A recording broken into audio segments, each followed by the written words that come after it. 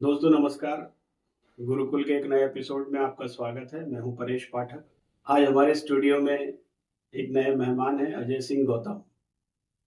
आप एक IT company स्वयं भी चलाते हैं और कई नई आईटी कंपनीज जो स्टार्टअप्स हैं या जो पहले से काम कर रही हैं उनको बेहतर करने के लिए क्या करना चाहिए इसके संबंध में जानकारी भी देते हैं। आईटी एक ऐसी फील्ड जिसको बहुत आगे आने वाले समय का सबसे बेहतरीन प्रोफेशन माना जाता है। हमारे समाज में आज भी कोई बच्चा जो अच्छा पढ़ता लिखता है उसके माता पिता उसे आईटी की फील्ड में भेजना चाहते हैं और यह क्रम पिछले 10 या 20 वर्षों से चला आ रहा है। हमारे मध्य भारत, मध्य प्रदेश के अलावा और भी कई राज्यों में आईटी प्रोफेशनल्स की कोई कमी नहीं है और भारत हमेशा इस बात पर गर्व करता रहा है कि विश्व में हमारे आईटी प्रोफेशनल्स ने अपना डंका बजा के रखा है। चाहे कोई भी देश हो, भारत के आईटी प्रोफेशनल्स का कोई सानी नहीं। ऐसे समय में हिंदी हार्टलैंड हार्डकोर मध्य भारत के क्षेत्र से आते हैं श्री अजय सिंह गौतम। लेकिन क्या आईटी कंपनीज की और आईटी प्रोफेशनल्स की भी कोई समस्याएं हैं या कोई चुनौतियां हैं? इनको जानने का प्रयास करेंगे आज हम श्री अजय सिंह गौतम साहब से।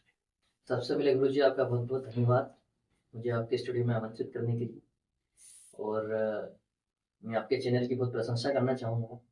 जिस प्रकार से आप अ, वो जानकारी चैनल के माध्यम से दे रहे हैं जो कि प्राप्त करना बहुत रेयर है।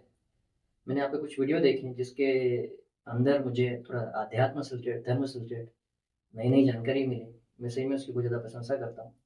और गुरुजी और हमारा संबंध बहुत लंबे समय से रहा है। आपके मार्गदर्शन से ही मैंने बिजनेस स्टार्ट किया था और हमेशा आपके मार्गदर्शन से मैं चला हूँ। और हमारी जो भी कंपनी है इसका नाम है info centroid software solutions private limited, जो कि mobile app development, software development, website development और सर्च इंजन ऑप्टिमाइजेशन की सर्विस प्रोवाइड करती है। तो ये तो मेरा इंट्रोडक्शन था।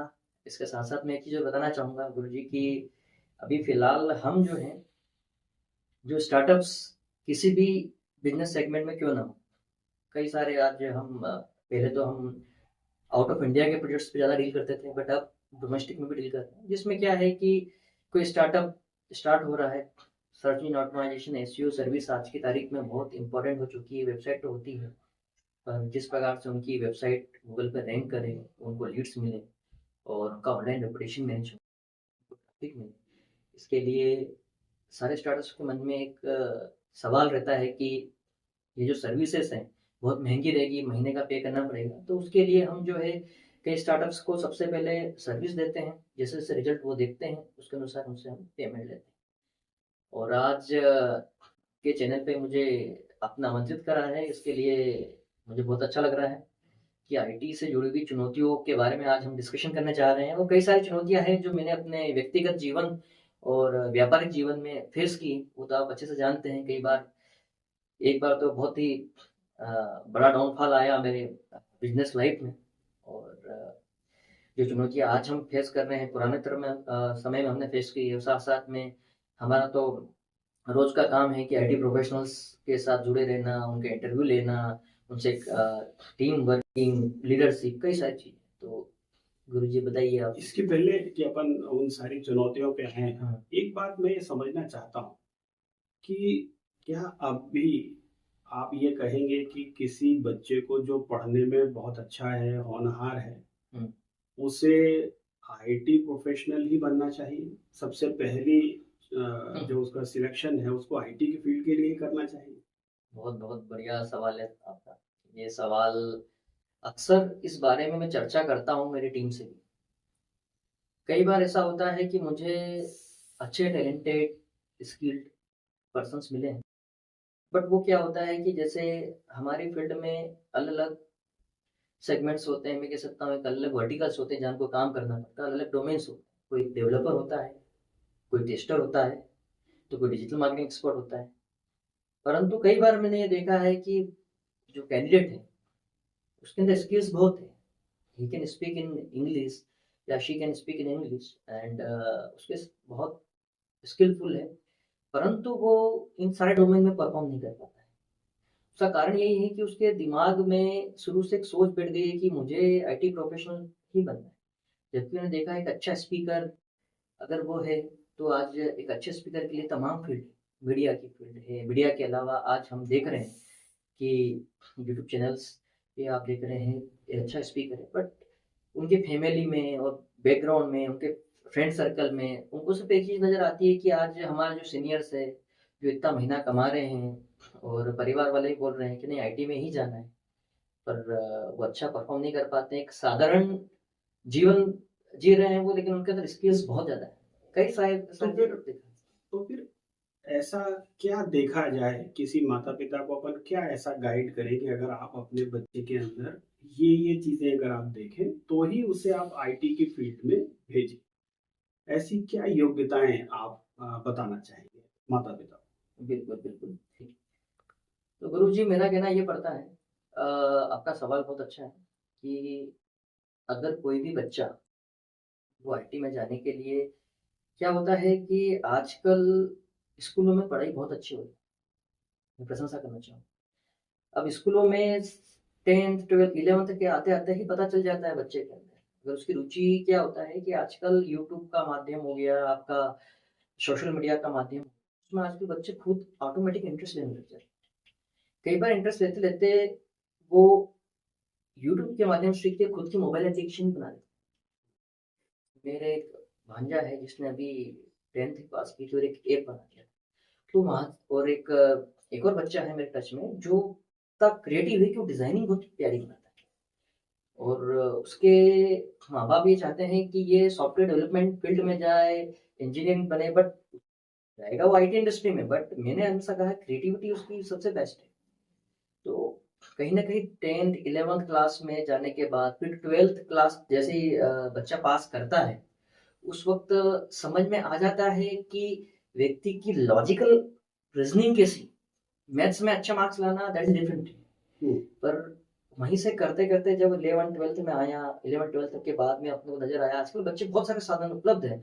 आजकल स्कूल वाले कॉलेज वालों से ज़्यादा अच्छी एजुकेशन दे रहे हैं और पहले ही आजकल छोटे-छोटे पीरियड करने के लिए बच्चों को दे देते हैं। अगर बच्चा पढ़ते-पढ़ते कुछ छोटा-सा वेबसाइट बना लेता है, अच्छी डिज़ाइनिंग बना लेता है, अच्छा-सा कोई सा मोबाइल एप्लीकेशन बना लेता है, तो वहाँ पे समझ में आ जाता है कि वो जो बच्चा है आगे चल के अपने भविष्य में एक आईटी फील्ड में जा सकता है।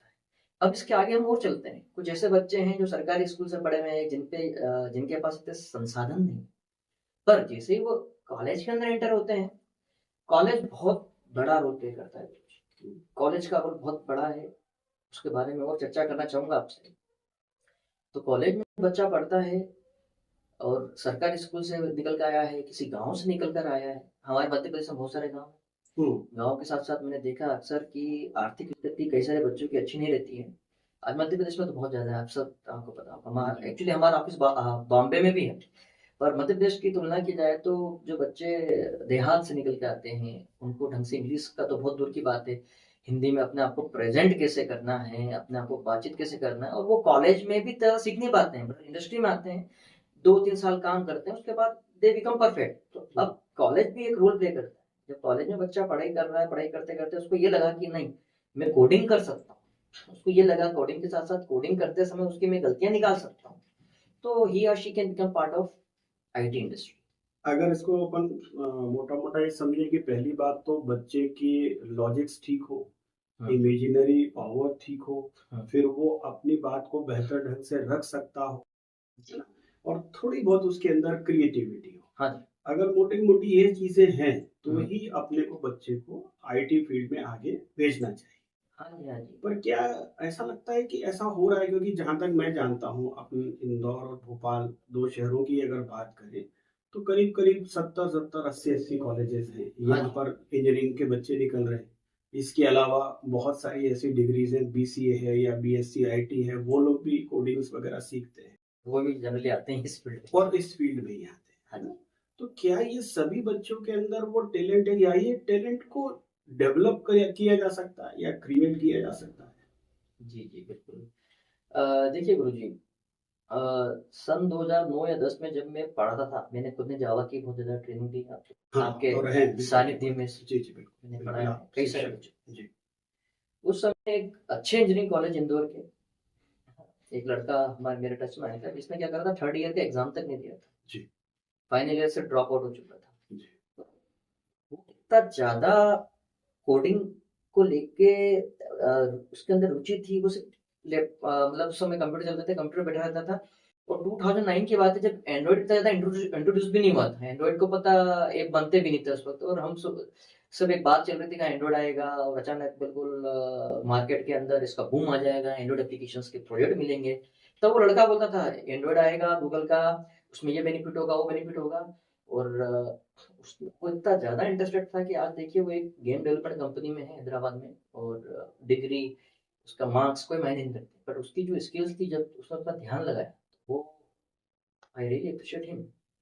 तो मुझे ऐसा लगता है कि बच्चा जो कंप्यूटर बैठ रहा है, जिसकी R&D पावर, जैसे अपना लॉजिकल और R&D पावर है, जो जो रुचि रुचि के अंदर जाता ही जा रहा है किस टॉपिक के अंदर, उसको लग रहा है कि सपोज अगर वो कोई सी कोडिंग सी प्लस से स्टार्ट कर रहा है, जावा से स्टार्ट कर रहा है, अंदर जाते जाते जाते मैं ये बनाऊँ, मैं वो बनाऊँ, ये क्या आ रहा है, क्या नहीं आ रहा है, तो वो तो बहुत ही आगे जाते हैं।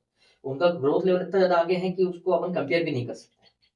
और जैसा कि आपने बताया है कि आज इतने ज़्यादा इंजीनियरिंग कॉलेजेस हैं, दूसरी फील्ड वाले भी आ रहे हैं, तो ये सब इसका सहज उत्तर है कि ये वास्तविकता है कि आईटी इंडस्ट्रीज को स्किलफुल मैन पावर की जरूरत है। अब इसके लिए डिग्री का होना या फिर आपके डिग्री के साथ साथ अच्छा मार्क्स होना जरूरी नहीं। कई सारे ऐसे हैं जो पीएचडी करे हुए हैं, पीएचडी करने के बाद एक हमारे टर्म्स आती है ऑब्जेक्ट ओरिएंटेड कंसेप्ट आते हैं, जिसमें उस प्रोग्रामिंग लैंग्वेज हम बोलते हैं, जो कि हर एक प्रोग्रामिंग लैंग्वेज के साथ फिट होती है। मैंने कई लोग देखे हैं जो पीएचडी कर लेते हैं, लेकिन वो उनका एक छोटा सा कंसेप्ट होता है, सिर्फ एक जो हम उनको फर्स्ट ईयर से पढ़ाया जाता है, what is difference between encapsulation and abstraction, उसका सही प्रकार से जवाब पीएचडी करे हुए जो कि एचओडी के पद पे भी थे, वो भी जवाब नहीं दे पाते। तो वास्तविकता ये है कि किताबी ज्ञान और एक प्रैक्टिकल ज्ञान में बहुत डिफरेंस है।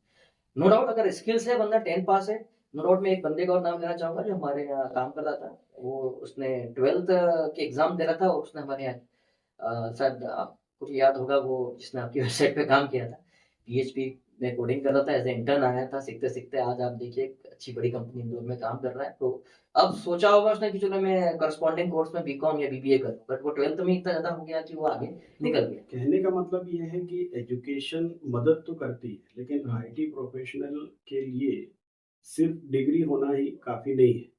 ये प्रश्न करने के पीछे मेरा उद्देश्य हाँ ये जी, था, बिल्कुल। मैंने अक्सर ये देखा कि आईटी कंपनीज विशेषकर अपने क्षेत्रों में हम्म, अच्छे मैन पावर को लेकर संघर्ष करती है, हाँ, करते और हैं। हमेशा ये उनकी समस्या रहती है कि हमें अच्छा मैन पावर नहीं मिलता। जी। जबकि संख्यात्मक दृष्टि से देखें हाँ। कि इतनी बड़ी संख्या में आईटी प्रोफेशनल बनाए जा रहे हैं, जी।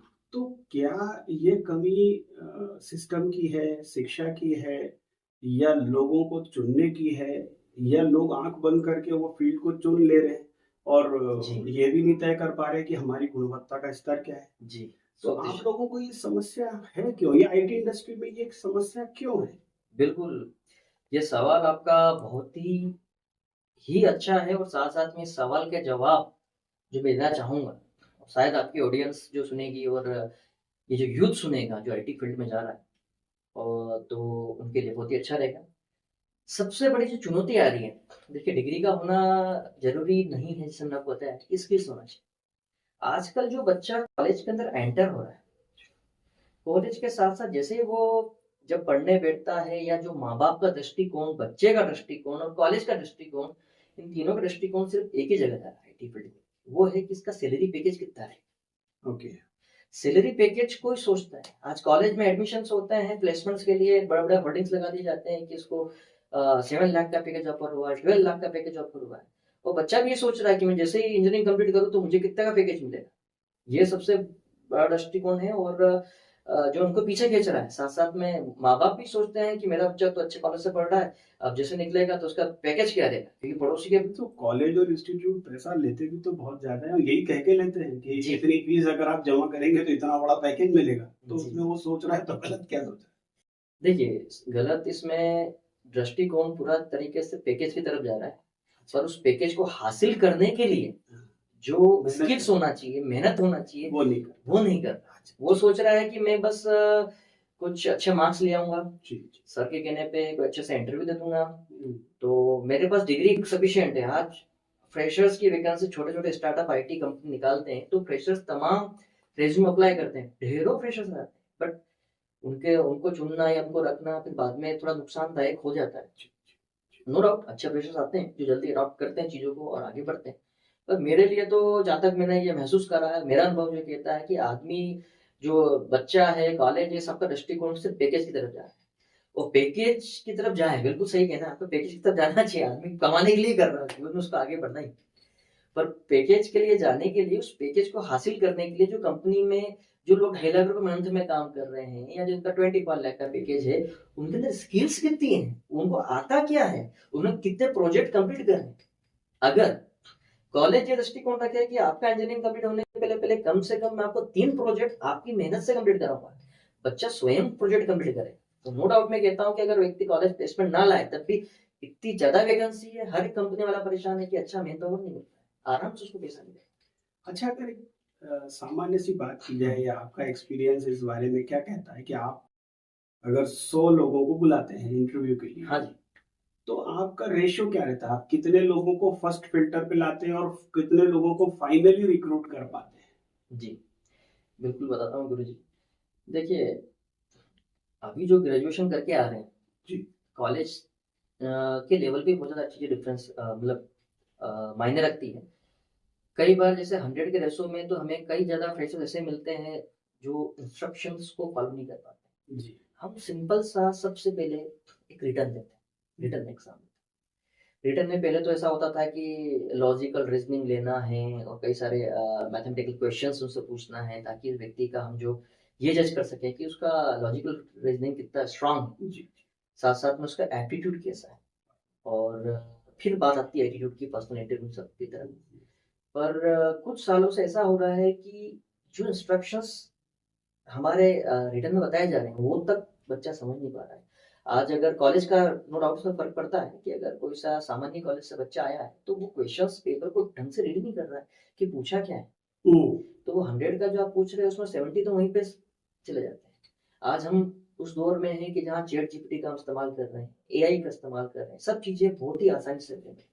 परंतु फिर भी हमारे रिटर्न पे हम जब रिटर्न्स लेते हैं बच्चे का, इनफैक्ट हम सेल्स वालों का भी लेते हैं, एचआर का भी लेते हैं रिटर्न, उसमें हम ये सबसे पहले सवाल पूछते हैं कि चैट जीपीटी के 10 प्रॉम्प्ट्स को सजेस्ट कीजिए। व्यक्ति कुछ नहीं, मोबाइल खोल के 10 प्रॉम्प्ट्स सजेस्ट कर सकता है।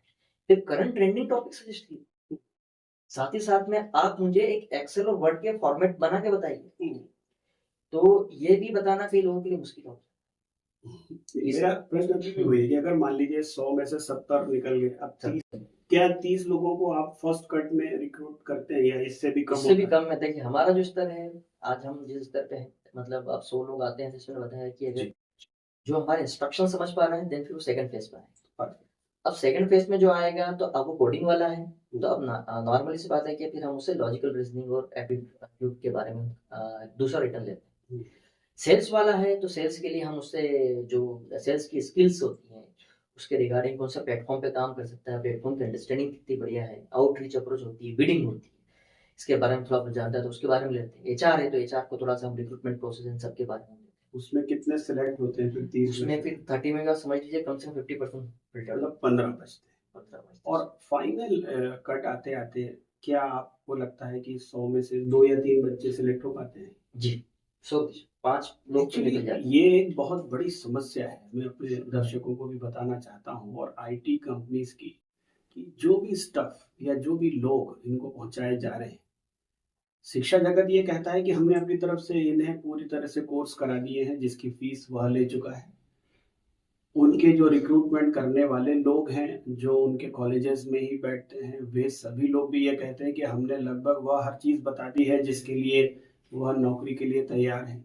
लेकिन जब ये बच्चे नौकरी के लिए पहुंचते हैं तो देखिए कि कितना बड़ा गैप है कि 100 में से 3 बच्चे केवल ऐसे हैं जिनको अजय सर जैसे लोग नौकरी पे रख पाते हैं। अब इस नौकरी में सिलेक्ट होने के बाद वह नौकरी की चुनौतियां जो अब चालू होने वाली हैं या होती हैं, उसमें कितना सफल होते हैं, नहीं होते हैं, ये समय बताएगा। खैर, इसी बात को मैं थोड़ा सा आगे बढ़ाता हूँ और मैं अगला प्रश्न अजय सर आपसे ये करना चाहता हूँ कि क्या इतनी चुनौतियों के बावजूद आप ये कहना चाहेंगे कि IT companies as a IT company professional आप अपने साथ के लोगों को या नए आने वाले एंटरप्रेन्योर्स को ये सजेस्ट करेंगे कि वे आईटी कंपनीज में एज ए प्रोफेशनल या स्टार्टअप अपना काम शुरू करें? क्या आपको लगता है ऐसा माहौल है अपने देश में या प्रदेश में? जी, इस बारे में अच्छे से मेरे अनुभव के अनुसार बताना चाहूँगा गुरुजी आपको। अभी मैं ट्रेंड जो देख रहा हूँ उसमें मैक्सिमम ऐसा ट्रेंड चल रहा है कि एंटरप्रेन्योरशिप और एंटरप्रेन्योर बनना चाहता है बच्चा। और आपको खुद को पता हुआ कि एंटरप्रेन्योरशिप में व्यक्ति स्टार्टअप करते हैं, सक्सेस कितने होते हैं, फेल्योर कितने होते हैं। फेल्योर का परसेंटेज बहुत ज़्यादा है। उसका कारण ये है कि देखिए, अक्सर ये देखा यूथ में फैशन का तरीका बदलता रहता है। मेरी बात को अदरवाइज नहीं लीजिए। फैशन का तरीका बदलता रहता है। पहले एक फैशन का तरीका अलग हो जाता था कि अच्छी गाड़ी ये वो, पर आजकल फैशन का तरीका ये हो गया कुछ लोगों के मन में कि हम खुद का बिजनेस कर रहे हैं, राइट। तो ये मुझे नजर आ रहा है, मैंने कई लोगों को देखा है, हमारे साथ कई सारे क्लाइंट जुड़े हैं जो स्टार्टअप उन्होंने किया है। स्टार्टअप में कई लोग फेल हुए हैं, कुछ लोग तो बहुत ज़्यादा सक्सेस भी हुए हैं। बड़े बड़े स्टार्टअप हमारे क्लाइंट हैं। तो जो मैंने इस चीज में जो मेरा अनुभव कहता है, अगर आपको स्टार्टअप करना है तो 3 चीजें का ध्यान रखना। पहली बात तो पेशेंस, देन फिर प्रेजेंस, और फिर उसका परसिवरेंस होना चाहिए। इसमें मैं इसको उल्लेखित करना चाहूंगा कि देखिए, पेशेंस मतलब कि आपको अगर बिजनेस करना और बिजनेस मॉडल, ये दोनों अलग अलग चीज है। आदमी सोचता है कि मेरे को ग्राफिक डिजाइनिंग आती तो मैं कंपनी खोलूंगा, या फिर व्यक्ति सोचता है कि मुझे एक मोबाइल ऐप डेवलपमेंट करते आता तो मैं कंपनी खोलूं, या व्यक्ति कुछ भी एक छोटा काम आता है वो सोचता है कि मैं बिजनेस कर लूंगा। तो बिजनेस मॉडल और बिजनेस करना एक अलग चीज है। बिजनेस करते आना चाहिए।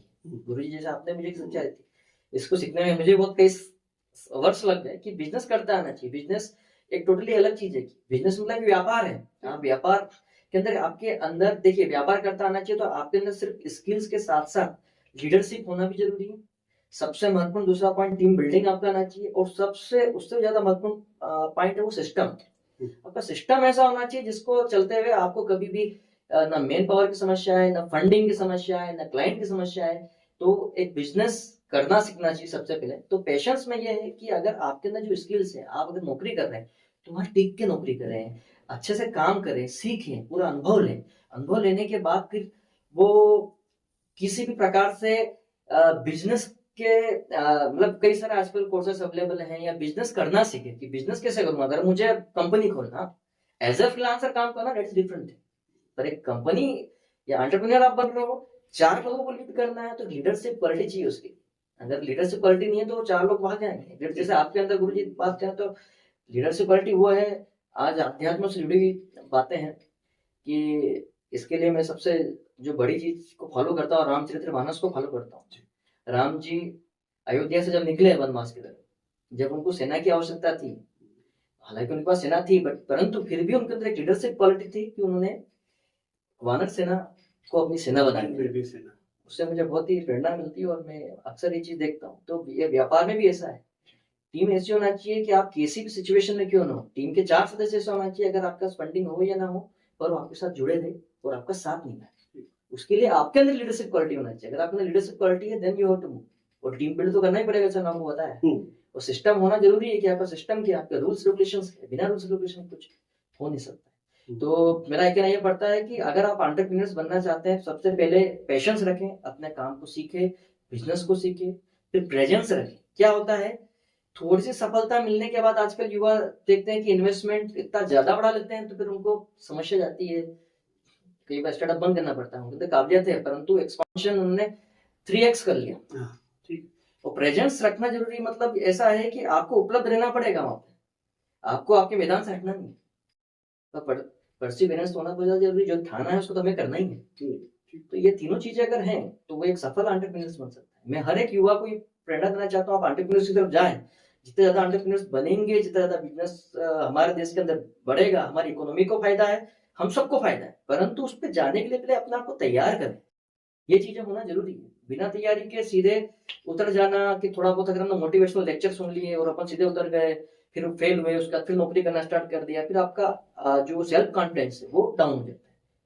देखिए, इतनी बड़ी बात है जो अजय सर ने बोली कि व्यापार करना बिल्कुल करना चाहिए।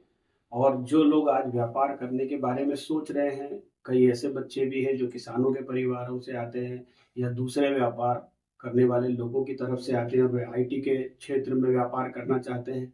अजय सर का कहना एकदम स्पष्ट है, पहले ये देखें कि क्या आप 4 लोगों को, 40 लोगों को साथ में लेके चलने की आपके अंदर व्यक्तित्व में वह कला है। दूसरा ये कहते हैं कि आप अगर काम को आरंभ कर लेंगे तो 2 बातें होंगी, या तो वह तुरंत ही हिट हो जाएगा, चलने लगेगा, और या फिर उसमें समय लगेगा, उसके लिए आपको धैर्य रखना है। तीसरी बात जो सबसे महत्वपूर्ण है कि अगर आप इनिशियल स्टेज में सक्सेसफुल होने भी लगे, बेहतर आपका काम चलने भी लगा, तो कहीं ऐसा ना हो कि आप अपने आकार को इतना बड़ा कर लें, चाहे पैसे के लिए या उधार में या लोगों को जोड़ के, कि आप उस बड़े आधार को, उस उतने बड़े आकार को संभाल ना सके। ये सामंजस्य अगर आप बिठाना जानते हैं, तो ही आपको व्यापार के क्षेत्र में आगे आना चाहिए। अजय सिंह गौतम साहब से अपन बातचीत आगे जारी रखेंगे ब्रेक के बाद।